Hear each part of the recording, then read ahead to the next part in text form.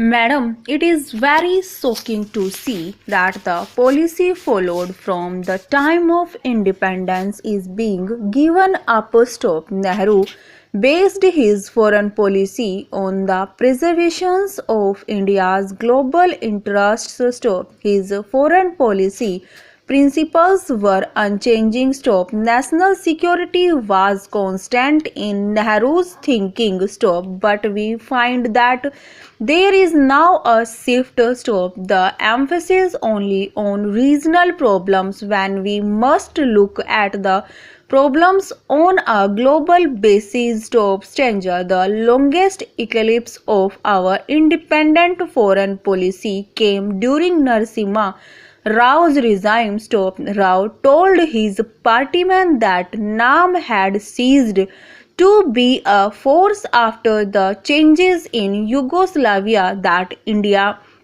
would never be subservient to or sit in the lap of any country, that it would not tolerate arm twisting. Stop. Soon after making this bewildering statement, he consciously steered the country's foreign policy towards getting into the good books of the United States. Stop. His government sought and abided by the advice of the United States centric World Bank oblique IMF combined opened all doors, windows and ventilators to the MNCs and sought foreign investment at any cost. Stop. This was obviously not the way other nations invited foreign investment, not the way China did, not even on the basis of the elementary cost benefit calculations that guide the neighborhood banana. Stop.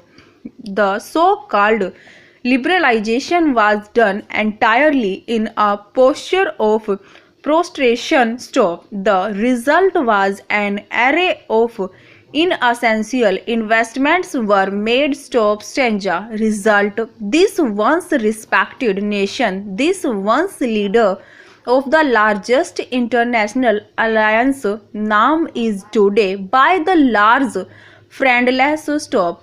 Result. Just three nations supported our principles and absolutely correct stand on CTBT. Stop. And no more than 40 supported our bid for temporary membership of the Security Council. Stop. And this when we are seeking a permanent status there.